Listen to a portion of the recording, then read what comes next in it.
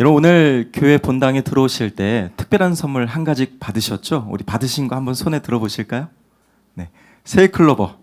네, 이거 핸드메이드입니다. 네, 저희 교직원들이 사실 어제 밤 10시 넘어서까지 다 코팅하고 또 직접 수집해서 다 이렇게 만들어 드린 건데요. 사실 저도 어릴 적 기억이 네잎클로버 하나 찾겠다고 수많은 세잎클로버를 막 발로 짓밟으면서 막 찾았던 기억이 아마 한 번쯤 있으시죠? 아실 분들은 아시겠지만 네잎클로버, 우리가 꼭 한 번쯤은 발견하고 싶었던 그 네잎클로버의 편말이 행운이라면 이 흔하디 흔한 세잎클로버의 편말은 행복입니다. 행복. 저는 오늘 이걸 굳이 나눠드린 이유는 오늘 여러분의 가슴에 이 세잎클로버의 행복이란 편말이 여러분 인생과 존재에 꽉 박히기를 전 진심으로 축복합니다. 예수 안에 행복하기를 축복합니다. 사실 이번 주 중에 무더운 날씨에 우리 간사님들이 매일같이 이게 개똥도 약으로 쓰려면 없다고 평상시에 그토록 잘 보이던 게 안 보인대요. 그래서 막 강변까지 걸어가시고 막 이랬는데 하루는 땀 뻘뻘 흘리면서 들어오더니 이런 얘기를 저에게 하시는 거예요. 목사님, 행운을 찾기 위해 행복을 짓밟은 게 아니라 행복을 찾다 보니까 행운을 발견했어요. 이게 뭐냐면 네잎클로버 2개 발견해 오신 거예요. 네. 오늘 누군가 2개 있거든요. 랜덤입니다. 네. 여러분 인생의 가장 큰 행복이 뭘까요? 우리 한번 질문해 보고 싶습니다. 인생의 가장 큰 행복은 어디에서 발견할 수 있겠습니까? 세상 사람들은 돈에서 찾고요.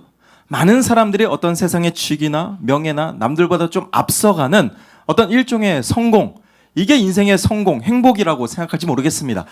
중요하죠. 그러나 저는 믿는 자들답게 우리 좀 대화가 통했으면 좋겠습니다.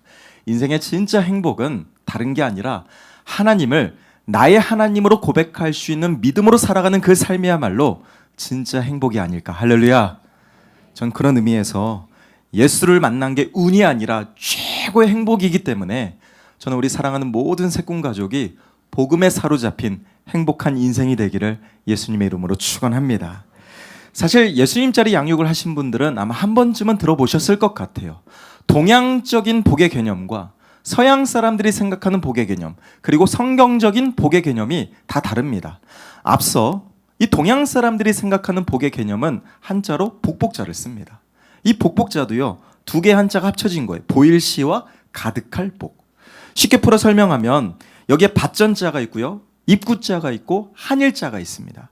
그렇다면 우리가 밭에서 열심히 땀 흘려 얻은 소출을 내 입에 막 집어넣죠. 그게 제일이다.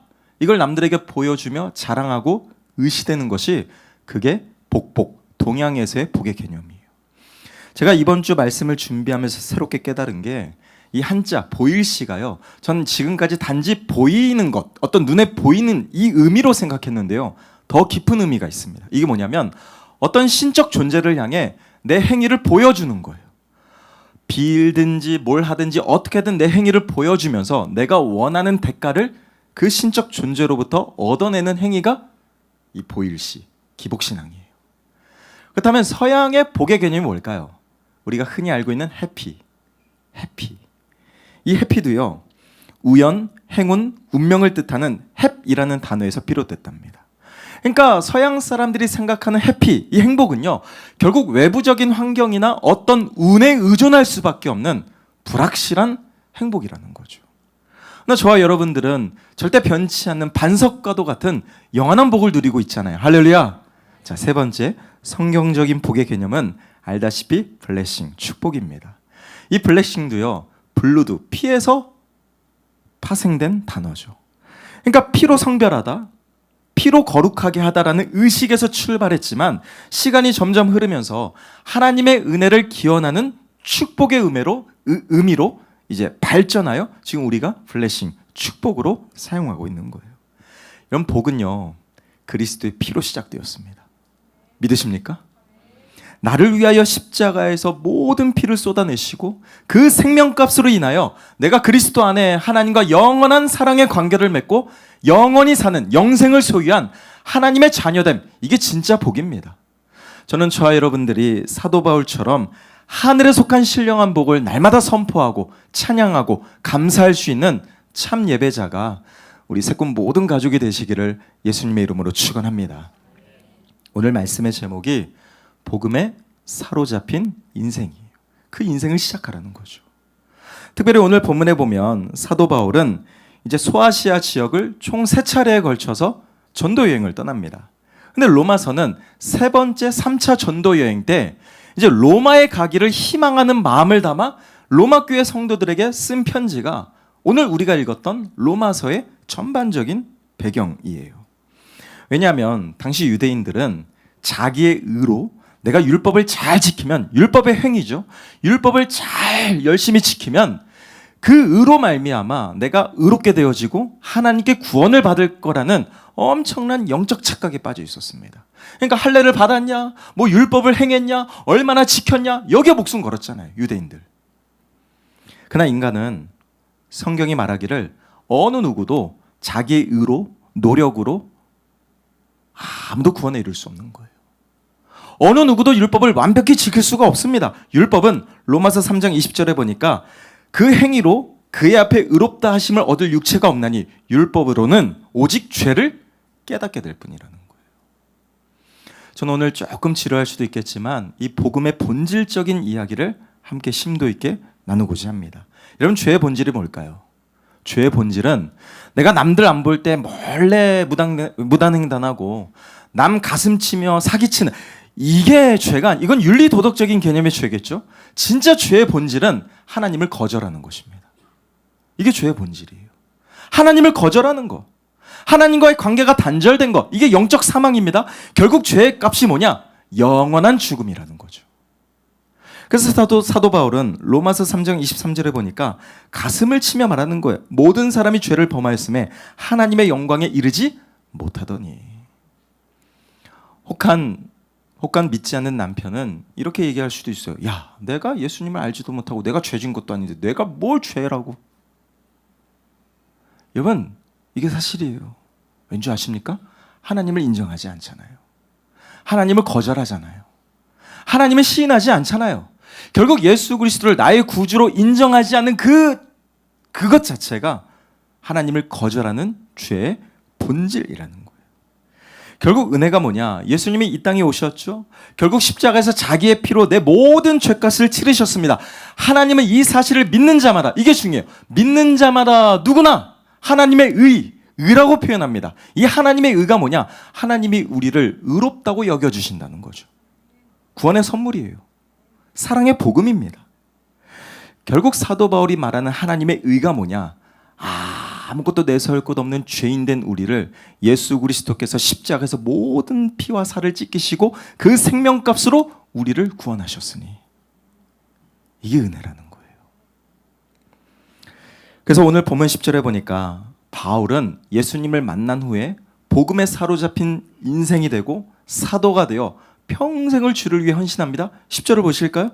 그가 고백하기를 내가 어떻게 하든지 이제 하나님의 뜻 가운데 너희에게로, 로마에게로 나아가기를 내가 간절히 구한다. 왜일까요? 여행하려고요? 아니에요. 그 로마 땅을 밟고 더 많은 영혼들, 한 영혼이라도 내가 더 복음을 전하고자 로마로 향했던 거예요. 향하고 싶었던 거예요. 저는 오늘 말씀을 묵상하면서 대체 바울이 왜 이렇게 열정적으로 복음에 올인했을까? 왜 이토록 바보같이 인생을 다 버려두면서까지 이 복음을 위해, 사명을 위해 그토록 인생을 걸었을까? 저는 이게 너무 궁금하더라고요. 근데 그 답이 오늘 본문 16절과 17절입니다. 같이 한번 읽어보실까요? 자, 시작. 내가 복음을 부끄러워하지 아니하노니 이 복음은 모든 믿는 자에게 구원을 주시는 하나님의 능력이 됨이라. 먼저는 유대인에게요, 그리고 헬라인에게로다.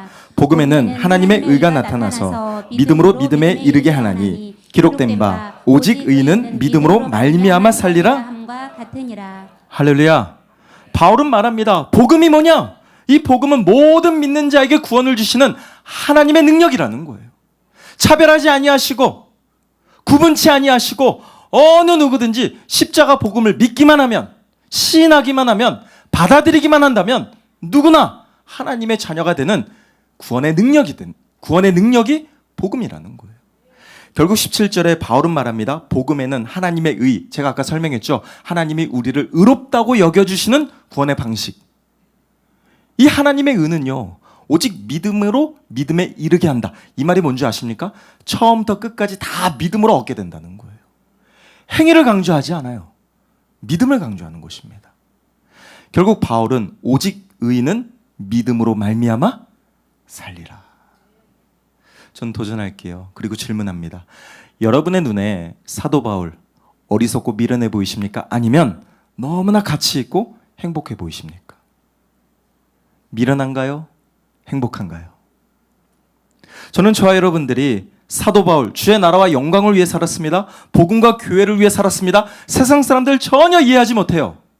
은혜를 아는 자만이 살아갈 수 있는 삶입니다. 그러나 저는 적어도 저와 여러분들의 눈에 이 사도 바울의 삶이 가장 가치 있고 복된 인생이라고 여겨질 수 있는 영안이 열리기를 예수님의 이름으로 축원합니다. 결국 오늘 로마서 말씀을 통해 저는 우리 사랑하는 성도분들과 우리도 사도 바울처럼 복음에 사로잡힌 가치 있는 인생, 더 나아가 복음에 사로잡힌 정말 복된 사람으로 살아가려면 어떻게 해야 될까? 저는 강력하게 두 가지를 도전하고 격려합니다. 그 첫 번째, 한번 따라해 보실까요? 조건 없는 사랑에 항상 빚진 자로 살라. 여러분, 이 첫 번째 영적인 도전은 정말 중요합니다. 하나님의 조건 없는 사랑, 우린 부정할 수 없어요. 하나님의 그 한량 없는 큰 사랑에 우리는 늘 빚진 자로 살아가야 됩니다. 자, 14절에 보면 바울은 고백하죠. 헬라인이나 야만인이나 지혜 있는 자나 어리석은 자 누구든지 다 나는 그들에게 빚진 자다. 스스로를 빚진 자로 소개하는 거예요. 죄인 중에 괴수였던 자신을 자녀 삼으신 하나님의 그 엄청난 사랑, 조건 없는 그 큰 사랑, 바울은 깨달은 거예요. 그러니 내가 복음을 위하여 어떻게든 살고자 그 인생의 기준을 끝까지 지켰던 것이 바울의 사명, 삶이었습니다. 로마서 3장 9절에 보면 바울이 고백하기를 유대인이나 헬라인이나 어느 누구나 어디 아래 있다고요? 죄 아래 있다고. 여러분, 이게 본질이에요. 돈 많다고요? 예수를 믿지 않으면 죄 아래 있는 거예요. 세상에서 아무리 잘 나가도 승진 빨리빨리 해도 내 인생 가운데 하나님으로 꽉 차 있지 않으면 죄 아래 있는 것입니다. 사도 바울은 말하죠. 헬라인이나 유대인이나 지혜 있는 자나 어리석은 자나 어느 누구든지 다 죄 아래 태어났다. 근데 은혜가 뭔지 아십니까? 누구나 조건 없이 십자가 복음을 믿기만 하면 하나님의 자녀로 의롭게 여겨진다는 거예요. 내 노력이 필요하지 않아요. 내 의가 필요하지 않아요. 내 열심이 필요하지 않아요. 복음의 핵심은 예수 그리스도를 믿는 것입니다. 우리 사랑하는 모든 성도분들이 바울의 도전처럼 복음에 사로잡힌 존재가 되시기를 예수님의 이름으로 축원합니다. 로마서 3장 22절과 24절은 정말 중요한데요. 우리 같이 한번 읽어보겠습니다. 자, 시작. 곧 그리스도를 믿음으로 말미암아 모든 믿는 자에게 미치는 하나님의 의니 차별이 없느니라. 그리스도 예수 안에 있는 속량으로 말미암아 하나님의 은혜로 값없이 의롭다 하심을 얻은 자 되었느니라. 할렐루야. 하나님의 의, 구원은 차별이 있을까요? 없습니다. 이게 은혜라는 거예요. 다 죄 아래 있었지만 누구나 믿기만 하면 그 십자가 복음을 통하여 영생을 누리는 하나님의 자녀, 위대한 상속자로 삼아주신다는 거예요. 할렐루야. 이게 복음입니다. 가장 복된 소식이에요. 결국 율법의 행위가 아니라 오직 예수 그리스도를 믿음으로 이루어지는 하나님의 의, 이게 하나님이 구원하시는 방식이에요. 근데 그 중심이 뭘까요? 속량이죠, 속량. 이 속량이란 단어는 너무나 중요합니다. 제가 조금 설명할게요. 속량은 쉽게 표현하면 합당한 값을 치른다는 거예요. 값을 치른다는 거예요. 씻을래야 씻을 수 없는 내 영원한 죄값을 그의 합당한 값으로 지불하셨다는 거예요. 하나님이. 누구로? 예수 그리스도의 피값으로. 결국 종이었죠. 포로였죠. 빚진 자였죠. 이런 죄인된 우리를 자유롭게 하여 새로운 관계로 하나님이 건져 이루시는 구원의 방식이 하나님의 의, 속량의 은혜라는 거예요. 저는 사실 오늘 말씀을 통해 조금 어렵겠지만 너무 은혜가 되었습니다. 왠지 아세요? 우리가 하나님을 요청했나요? 우리가 하나님께 제발 좀 구원해달라고 때를 썼나요? 아니에요. 죄인 되었을 때, 연약할 때, 아무것도 깨닫지 못했을 때 이미 2000년 전에 우리 모두를 위하여 예수님을 보내사 그 예수님은 순종하여 자기의 피를 다 쏟아내사 그 생명값으로 믿기만 하면 누구나 구원받을 수 있는 대속의 은혜를 다 베풀어 놓으셨다는 거예요. 여러분, 이게 복음입니다. 너무 쉬운데, 너무 쉬우니까 다 의심하는 것 같아요. 쉽다고 값살 수 있을까요? 아니에요. 쉽지만 값없이 의로우심을 우리가 얻었지만 절대 값싼 은혜가 아닙니다. 예수님의 목숨값으로 바꾼 영생이에요. 결국 갈라디아서 3장 13절에 보면 사도 바울이 말하죠. 그리스도께서 우리를 위하여 저주를 받으셨다. 저주를 받으신 거예요. 내가 감당할 수 없고 내가 담당할 수 없는 그 모든 죄악의 저주를 예수님이 다 대신 져주셨다는 거예요. 에베소서 1장 7절 그의 은혜의 풍성함을 따라 그의 피로 말미암아 속량 곧 죄사함을 입었다. 내가 이룬 게 아니에요. 얻은 거예요. 히브리서 9장 12절 염소와 송아지의 피로 하지 아니하시고 오직 예수 그리스도의 피로 영원한 속죄를 이루사 단번에 영단번에 이루셨다는 거예요. 할렐루야. 여러분, 이 십자가 복음은 누구든지 믿기만 하면 구원의 축복을 받을 수 있도록 예수님께서 저와 여러분들을 위해 이미 2000년 전에 대속의 은혜를 이미 이루어 놓으신 속량의 사랑입니다. 그게 복음이에요. 전 사실 오늘 말씀을 통해 스스로 이런 질문을 던져보았습니다. 내가 얼마나 가치 있길래 예수님이 하늘 보좌 버리고 이 땅에 내려오사 죽임을 당하셨을까? 내가 그렇게 가치 있나? 내가 그렇게 쓸모 있나? 내가 그렇게 하나님께 뭔가 대단한 존재인가? 아닙니다. 하나 대단하지 않아요. 여러분, 십자가 복음은 나를 향한 하나님의 조건 없는 사랑입니다. 여러분을 향한 하나님의 조건 없는 사랑이에요. 믿으십니까? 제가 대표적으로 스바냐 3장 17절을 우리 같이 한번 읽어봤으면 좋겠어요. 자, 시작. 너희 하나님 여호와가 너희 가운데 계시니 그는 구원을 베푸실 전능자이시라. 그가 너로 말미암아 기쁨을 이기지 못하시며 너를 잠잠히 사랑하시며 너로 말미암아 즐거이 부르며 기뻐하시리라 하리라. 할렐루야. 저는 오래전에 이 스바냐 3장 17절을 만나고 나서 제 인생이 달라졌습니다. 세상의 소리에 수도 없이 흔들리죠. 세상의 판단, 가치, 평가, 우린 수도 없이 흔들립니다. 그러나 스바냐 3장 17절은 우리의 존재를 설명하는 거예요. 여러분, 하나님은요, 구원을 베푸실 전능자시래요. 그 창조주 하나님, 여러분, 불가능한 게 있을까요? 다 가능하신 거예요. 못 이길 거 하나 없습니다. 다 이기십니다. 근데 놀라운 건요, 모든 걸 이기실 하나님이 딱 하나 이기지 못하는 게 있대요. 그게 뭘까요? 사랑하는 내 딸, 사랑하는 내 아들, 그거 바라볼 때 기쁨을 못 참으신다는 거예요. 이건 그런 존재입니다. 세상은 수도 없이 우리를 억압하죠, 속박하죠, 끌어내리죠, 무시하죠, 판단하죠. 하나님은 우리를 여전히 존재로 사랑하시는 거예요. 아, 하나님은 지금도 나를 잠잠히 사랑하시고 나로 인하여 기쁨을 참지 못하시며 즐거이 부르시니, 저는 저와 여러분들이 이 복음에 사로잡힌 복된 인생이 되기를 예수님의 이름으로 축원합니다. 결국 죄를 용서할 수 없는 하나님의 공의로우심, 우리 지금까지 계속 몇 주 동안 에스겔 말씀을 통해 끝없는 심판의 메시지를 계속 나눴잖아요. 왜일까요? 하나님의 공의로운 속성이 발현되는 거예요. 죄 짓고 끝없이 죄 짓는 완악하고 어리석은 자기 백성, 하나님은 심판을 명하시는 거죠. 공의로우심입니다. 그러나 동시에 하나님은 자기 백성을 끝까지 사랑하시는 은혜의 하나님이세요. 근데 하나님의 공의와 하나님의 은혜는 상충될 수밖에 없어요. 근데 기가 막힌 건 하나님의 이 공의로운 심판, 진노가 하나님의 은혜를 딱 만나는 지점이 있으니 거기가 어딜까요? 사랑의 십자가라는 거죠. 제가 쉽게 예를 들어 볼게요. 옛날에 한 임금이 있었습니다. 근데 그 왕은요, 공의로워요. 공정해요. 법대로 칼같이 지켜요. 많은 백성들의 존경을 받았죠. 근데 이 왕은요, 또 하나 자기 어머니를 극진히 사랑하네요. 소문난 효자입니다. 근데 문제는 이 왕이 사랑하는 어머니가 국가적인 큰 죄를 저지르게 되죠. 자, 이제 죄수의 신분으로 왕의 어머니가 판결을 기다리고 있습니다. 왕은 고민해요. 법대로 하자면 수십 대 곤장을 때려야 마땅한데 그렇게 되면 자기 엄마 죽는 거예요. 그렇게 할 수가 없는 거예요. 억장이 무너지는 거예요. 근데 법대로 안 할 수가 있겠습니까? 해야죠. 재판날 왕은 그 죄수의 신분으로 무릎 꿇은 어머니를 향해 판결합니다. 여봐라! 굵은 몽둥이를 가져와서 저 죄인을 향해 40대 곤장을 매우 쳐라! 막 사람들이 박수를 칩니다. 역시 우리 왕이다! 공정하다! 정의롭다! 역시 믿을 만하다! 근데 형을 집행할 그쯤에 잠깐 왕이 어떻게 행동할까요? 왕관을 벗고 왕복을 벗어던지고 계단을 터벅터벅 내려가 자기 어머니를 감싸는 거예요. 나 때리라는 거예요.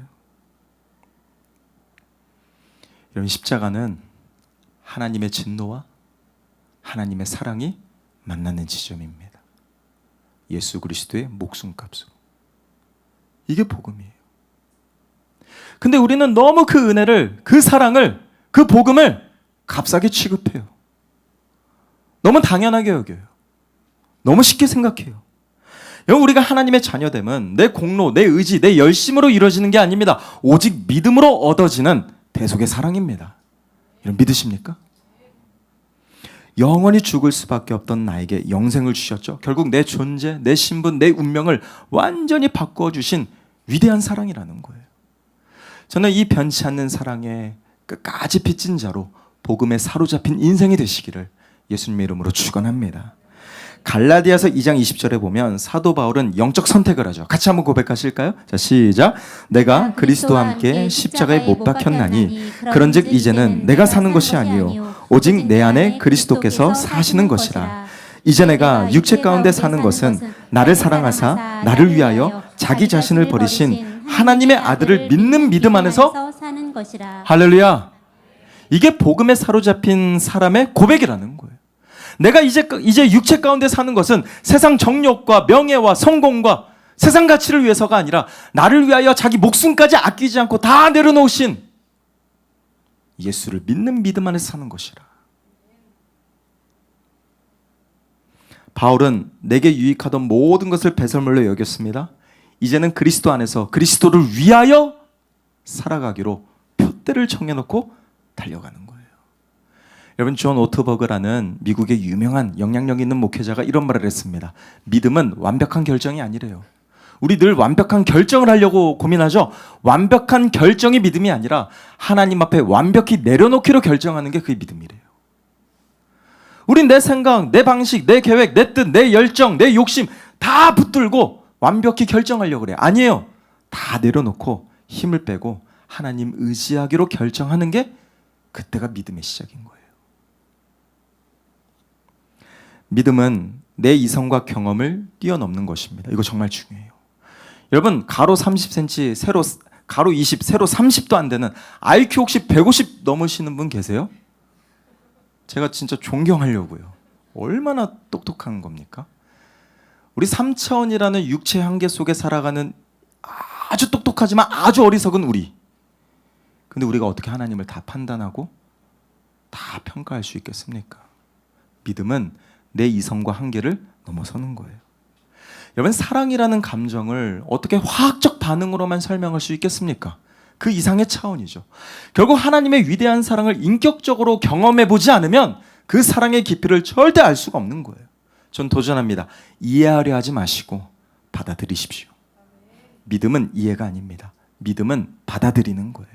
고백하는 거예요. 시인하는 거예요. 인정하는 거예요. 나 이해할 수 없어. 나 도무지 납득이 안 돼. 이해가 안 된다고 다 포기하려 하지 마시고 그때 이 영적 태도를 갖추세요. 하나님, 이해가 안 됩니다. 그러면 이해되어지는 은혜를 주십시오. 그 은혜를 구하십시오. 저는 저와 여러분들이 내 생각과 경험의 틀에 십자가 복음의 영적 신비를 가둬두지 마시고 하늘의 그 위대한 사랑, 영원한 사랑, 영적인 사랑 내 존재로 느끼며 복음에 사로잡힌 멋진 인생이 되기를 예수님의 이름으로 축원합니다. 한 걸음 더 나가 두 번째 한번 따라 보실까요? 대가 없는 은혜에 대가 없는 은혜에 평생 갚는 자로 살라. 평생 갚는 자로 살라. 오늘 말씀은 참 심플합니다. 그러나 거룩한 부담이 있을 거예요. 우린 늘 빚진 자예요. 그러나 빚만 지고 살아가지 마시고 그 빚을 갚아가십시오. 오늘 16절 사도 바울은 말합니다. 내가 복음을 부끄러워하지 아니하노니. 복음을 부끄러워하지 아니하노니. 여러분, 바울은요 평생 복음을 자랑했습니다. 복음을 증거했습니다. 복음을 앞세웠습니다. 내가 한평생 복음에 사로잡힌 영적 사명자로 살았던 그 모든 삶을 사도 바울은 후회하지 않았어요. 왠지 아십니까? 그 조건 없는 사랑, 대가 없는 은혜의 그 가치가 얼마나 위대한지를 바울은 평생 빚진 자로 갚아갔기 때문에 영적 사명자로 살아갔어요. 저는 이번 한 주간 특별히 이 복음에 대하여 묵상하면서 참 많은 은혜가 있었습니다. 여러분, 제가 아까도 말했지만 우리가 하나님 앞에 내세울 게 있습니까? 아니, 우리가 하나님 앞에 자랑할 게 있겠습니까? 하나님의 은혜가 정말 조금 더 우리에게 이 신락 같은 은혜가 없었더라면 우리 어느 누구도 이 자리에 설 자 하나 없습니다. 완벽할 수 없고요. 떳떳할 사람 하나 없고요. 다 죄 가운데 수치스럽게 부끄럽게 우리는 늘 무너질 수밖에 없는 이기적인 존재예요. 이게 우리예요. 근데 은혜가 뭘까요? 하나님 편에서 보면 내 씻을 수 없는 죄를 말끔하게 씻어주시고 용서받고 내가 하나님 앞에 영원히 살아갈 수 있는 영적 자녀로 될 수 있는 거, 이건요 내 힘과 노력으로 하나 이루어지는 게 아니에요. 예수님이 나를 위하여 구원의 완벽한 조건이 되어주셨기 때문에 하나님은 더 이상 우리에게 어떤 대가도 바라지 않고 그저 사랑해 주시는 거죠. 이게 은혜입니다. 로마서 1장 1절에 보면 바울은 성도들을 향해 첫 인사말로 이런 표현을 해요. 그리스도의 종이라는 표현을 씁니다. 한번 읽어보실까요? 자, 시작. 예수 그리스도의 종 바울은 사도로 부르심을 받아 하나님의 복음을 위하여 택정함을 입었으니. 여러분, 그리스도의 종은요 너무나 중요한 영적 태도입니다. 정말 중요해요. 바울은 말하죠. 내가 그리스도의 종으로 사도로 부르심을 받아 하나님의 복음을 위하여 택정, 선택을 받았다는 거예요. 어떤 영적 우월감으로 느껴지십니까? 아닙니다. 여러분, 그리스도의 종이라는 이 고백은요 정말 중요한 영적 태도입니다. 왜냐하면 복음은 예수 그리스도죠. 복음을 믿는다라는 건 예수님을, 예수 그리스도를 나의 구주로 시인하고 인정하고 믿겠다라는 고백입니다. 구주가 뭡니까?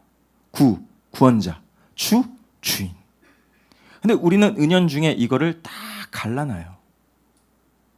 나눠요. 구원자, 땡큐 하나님.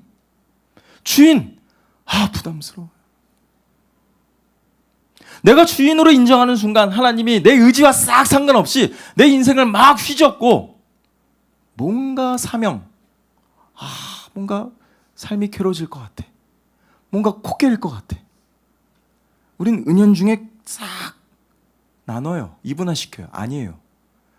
예수님을 나의 구주로 믿겠다라는 건 결국 예수님을 나의 구원자요 동시에 내 삶의 영원한 주인으로 고백하는 것입니다. 아멘이십니까? 내가 하나님의 자녀라는 믿음의 당당함, 그리고 그 사랑과 은혜 앞에 우리가 평생을 감사할 수 있는 넘치는 기쁨의 찬양, 이건 반드시 내가 그리스도의 종이라는 겸손한 영적 태도로 뒷받침돼야 되는 거예요. 사랑하는 성도 여러분, 바울은 복음을 위해 선택받았고 사도로 부르심을 받았다라고 도전합니다. 근데 이건요 일종의 영적 우월감, 자만심이 아니에요. 왠지 아십니까? 로마서 1장 5절과 6절 그 뒤를 보면 바울은 이렇게 도전합니다. 같이 한번 읽어볼게요. 시작. 그로 말미암아 우리가 은혜와 사도의 직분을 받아 그의 이름을 위하여 모든 이방인 중에서 믿어 순종하게 하나니 너희도 그들 중에서 예수 그리스도의 것으로 부르심을 받은 자니라. 누구를 지목해요? 우리, 너희, 모든 성도를 지목하는 거예요. 사도 바울은 고백합니다. 내가 그리스도의 종으로 사도로 복음을 위하여 택정을 받았다. 그러나 이 모든 은혜의 사명은 나만이 아니라 우리가, 너희가, 우리 모든 성도가 하나님께 동일한 영적 제사장이다. 저는 저와 여러분들이 이 생명의 복음을 들고 사도 바울처럼 복음에 사로잡혀 가정을 향해, 일터를 향해, 내 직장을 향해, 사업장을 향해, 믿지 않는 한 영혼을 향해 복음 들고 나아갈 수 있는 영적 사명자가 되시기를 예수님의 이름으로 축원합니다. 로마서 3장 1절과 2절에 보면 그 이유를 설명해요. 한 번 더 읽어볼게요. 시작. 그런즉 유대인의 나음이 무엇이며 할례의 유익이 무엇이냐. 우선은 그들이 하나님의 말씀을 뭐 했다고요? 맡았다라는 거죠. 유대인 먼저 된 자입니다. 하나님이 그들에게 은혜로 그 말씀을, 복음을 맡겨주신 거예요. 사명입니다. 근데 우리가 지난주까지 에스겔 말씀 계속 보았잖아요. 그 사명을 저버린 거죠. 그 거룩한 특권, 축복 스스로 저버린 거죠. 맡겨주신 거예요. 이 말씀을 맡았다, 이 뜻이 뭔지 아십니까? 위탁받았다는 뜻이에요. 위탁받았다는 거예요. 그럴 만한 능력이 있어서 위탁하신 게 아니라 하나님은 그저 유대인들에게 믿고 맡겨주신 거예요. 우리 다 먼저 된 자입니다. 자녀 앞에서나 직장에서나 어디서든지 여러분 다 먼저 된 자예요. 위탁받은 자답게 삶의 열매를 맺으십니까? 이거 정말 중요한 거예요. 결국 유대인들은 제사장 나라요, 거룩한 백성으로 택정함을 받고도 스스로 죄악을 깨트리지 못해 결국 심판당합니다. 우리가 지난주까지 에스겔 22장을 쭉 매주 보았지만 이제 생명의 삶 본문으로 함께 하다 보니까 로마서로 이제 다시 시작하는데요. 조금 김살까봐 제가 에스겔의 결론을 좀 말씀드릴게요. 결국 에스겔의 예언대로 남유다 멸망합니다. 심판당합니다. 근데 재밌는 건 에스겔은 심판 때까지 7년을 사역하고요. 심판 이후에 에스겔은 곱하기 2, 15년을 더 사역해요. 왜일까요? 에스겔은 그 긴 시간 동안 멸망한 남유다 백성들을 향해 이게 끝이 아니다. 우리 다시 일어나자. 새로운 회복, 새로운 소망, 새로운 미래, 새로운 사명 계속 15년 동안 도전하는 거예요. 에스겔의 끝내용이 뭔지 아십니까? 하나님 환상을 보여주시는데요. 무너진 성전이 아니라 새로운 성전, 새로운 성읍, 새로운 예루살렘, 새 하늘, 새 영광, 새 땅. 하나님은 새로운 걸 보여주시는 거예요. 그러면서 여호와 샴마. 이 뜻이 뭘까요? 하나님이 거기 계신다. 우리 일상 속에 하나님이 늘 함께 하십니다. 여호와 샴마를 선포하시고 새로운 회복, 새로운 사명, 새로운 미래, 새로운 축복을 누리는 저와 여러분들이 다 되시기를 예수님의 이름으로 축원합니다. 성도의 영적 정체성은 위대한 상속자요, 거룩한 사명자인 거예요. 내가 누구인지를 잊어버리는 순간 신앙과 인생의 방황이 시작됩니다. 여러분 절대 하나님의 사랑과 은혜를 망각하지 마시고 우리 끝까지 복음에 사로잡힌 자 되어 하나님의 은혜를 갚는 저와 여러분들이 다 되시기를 진심으로 부탁드립니다. 제가 한 가지 좀 사연을 좀 소개할게요. 제가 얼마 전에 이거를 우연히 보게 됐고요. 참 감동을 받았습니다. 사진을 하나 보시면 혹시 옛날에 틴틴5 이동우 씨 아세요? 다 기억나실 거예요. 이분이 2010년도에 망막색소 변성증이라고요. 실명 판정을 받습니다. 2010년도부터 지금까지 시각장애인으로 지금 살아가고 계세요. 그런데 여러분 생각해 보세요. 하루아침에 앞을 보지 못해요. 절망하죠. 낙심하죠. 그러니까 이분이 말하기를 5년 동안 방황했대요. 막 무너지고 비관적으로. 근데 한 사건을 통해 새로운 세상을 보는 새로운 눈이 뜨였답니다. 그 사건을 제가 좀 알려드릴게요. 전화 한 통이 왔답니다. 그 전화 내용의 소식은 내가 이동우 씨에게 내 눈을 기증하겠다라는 아주 좋은 소식이죠. 그래서 매니저랑 한 걸음에 달려갔답니다. 근데 보이는 현실은 뭔가 그 기증하겠다라는 분의 성함이 임재신 씨인데요. 이분의 상태는 근육병에 걸려서 온몸을 옴짝달싹 움직이지 못하는 거예요. 멀쩡한 건 두 눈. 그 두 눈을 기증하겠다는 거죠. 그때 임재신 씨가 이런 말을 했대요. 나에게 남은 5%를 이동우 씨에게 주면 그의 삶이 100%가 되지 않을까? 이런 말과 함께 기증 의사를 밝혔답니다. 그때 이동우 씨가 그분의 그 현실을 딱 접하고 나서 그 기증을 거절했대요. 그리고 그냥 돌아왔답니다. 그때 심경을 인터뷰를 통해 이렇게 말하더라고요.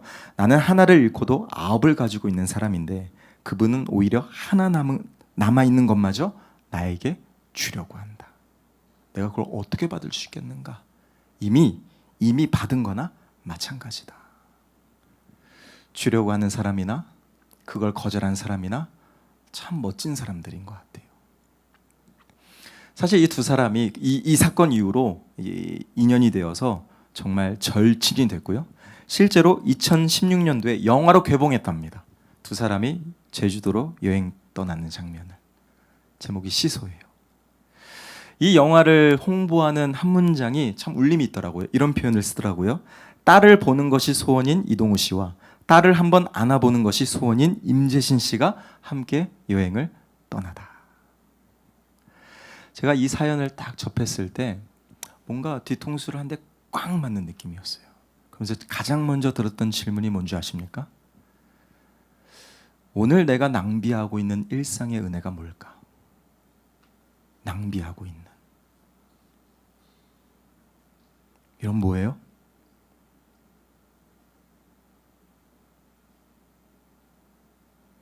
내가 당연하게 여기고 내가 수도 없이 낭비하며 살아왔던 하나님이 허락하지 않으면 절대 이룰 수 없는 내 삶의 당연한 은혜들. 저도 모르게 낭비하고 있었더라고요. 시간을 낭비하고 에너지를 낭비하고 꿈을 낭비하고 물질을 낭비하고. 여러분 어떠세요? 오늘 우리가 당연하게 여기는 그 모든 일상의 축복은 하나님의 은혜가 아니면 절대 이루어질 수 없는 특별한 선물입니다. 저는 저와 여러분들이 뭐 남들과 비교할 게 아니라 정말 하나님 앞에서 내가 보기에 스스로 부끄럽지 않을 만큼 그 복음과 사랑과 은혜에 빚진 자 되어 평생 하나님과 동행하고 하나님을 사랑하며 하나님을 섬길 수 있는 저와 여러분들이 다 되시기를 예수님의 이름으로 축원합니다. 말씀을 좀 정리해 볼게요. 바울은 이제 사명의 끝자락에 섰을 때 고린도전서 15장 10절에 이걸 고백하며 자랑합니다. 자랑이에요. 한번 읽어보실까요? 자, 시작. 그러나 내가 나된 것은 하나님의 은혜로 된 것이니 내게 주신 그의 은혜가 헛되지 아니하여 내가 모든 사도보다 더 많이 수고하였으나 내가 한 것이 아니요. 내가 한 것이 아니다. 이런 기가 막힌 고백 아닙니까? 평생을 주를 위해 헌신하고도 마지막에 한다는 고백이 그냥 다 그저 은혜래요. 지금 내가 나된 것도 은혜고 하나님의 은혜를 하나 헛되게 사용하지 않았고 심지어 내가 다른 사도보다 더 많이 수고했음에도 자기가 한 게 아니래요. 그냥 은혜래요. 은혜. 저는 주님에 대한 사랑, 믿음, 감사, 열정, 순종만큼은 사도 바울처럼 복음에 사로잡힌 저와 여러분들이 되시기를 진심으로 축복합니다. 우리 훗날 하나님 앞에 설 때 뭘 자랑할 수 있겠습니까? 우리 다른 거 자랑하지 말고 하나님 사랑, 정말 최선을 다해 사랑했던 거 우리 그거 하나 자랑했으면 좋겠어요. 사실 오늘 이거 나눠드렸는데요, 이거 정말 쉽지 않았습니다. 고생 엄청 했어요. 근데 제가 고생한 게 아니죠. 함께하는 교직원들이 같이 더 많이 고생했죠. 사실 어제 밤늦게 이렇게 막 하는데요, 좀 인간적으로 미안하더라고요. 괜히 하자 그랬나? 다 가져가셔야 돼요, 이거. 근데 제가 이런 말을 했어요. 이때 아니면 언제 하겠습니까? 이때 아니면 못해요. 나중에 더 많아질 텐데 그때 하고 싶어도 못해. 막 했어요. 근데 곰곰이 생각해 보니까요, 우리 10월에 캠프 가잖아요. 1박 2일. 제가 생각해 보니까 이때 아니면 더는 어렵겠더라고요. 이번이 마지막일 것 같아요. 사실 불편한 거 많아요. 한두 살 이렇게 어린 자녀를 케어하는 가정은요, 내가 힘든 게 아니라 남한테 피해 끼칠까 봐 이런 아주 성숙한 생각을 많이들 하시더라고요. 또 어떤 분은 나 혼자인데 어떻게 나랑 같이면 돼요. 저랑 같이 다녀요. 저도 혼자예요. 어떤 분들은 남편이 안 간대요. 남편 가게 해야죠. 은혜 받는 자리. 저는 그냥 행사를 위한 행사를 준비하는 게 아닙니다. 그냥 우리 한번 갑시다. 저 이렇게 쉽게 말하는 거 아니에요. 저는 이번 캠프에 저희 꿈의 교회 미래와 비전과 또 하나됨을 전 거기에 걸었습니다. 여러분 사랑으로 동참하십시오. 동참해 주십시오. 사랑이 안 생긴다. 사명으로 결단하십시오. 사랑도 사명도 지금 좀 준비가 안 됐다. 그러면 사역하는 심정으로 신청하셔야 돼요. 고민만 하지 마시고 신청하세요. 저는 이번 캠프를 통해 우리가 하나 되고 너나 할 것 없이 정말 우리가 함께 힐링하며 또 교제할 수 있는 정말 좋은 시간으로 함께 하고자 합니다. 저는 오늘 2가지 도전했어요. 복음에 사로잡힌 인생이 되려면 첫 번째 뭐예요? 조건 없는 사랑에 항상 빚진 자로. 2번째, 대가 없는 은혜 평생, 한번 말해보세요. 평생 갚는 자로. 여러분 신명기 33장 29절에 보면 하나님은 이미 일찍 말씀하셨습니다. 너는 행복한 사람이야. 야, 너같이 구원받은 백성 어딨냐? 그 우리에게 하신 말씀이에요. 행복은 존재답게 살아갈 때 발견되어지는 것입니다. 하나님의 자녀답게 내 존재 가치와 삶의 의미를 발견하시고 정말 부끄럽지 않는 하나님 사랑과 은혜의 빚진 자로 평생 갚는 자로 교회와 또 주님과 우리 공동체로 늘 함께하는 영적 승리자가 다 되시기를 예수님의 이름으로 축원합니다.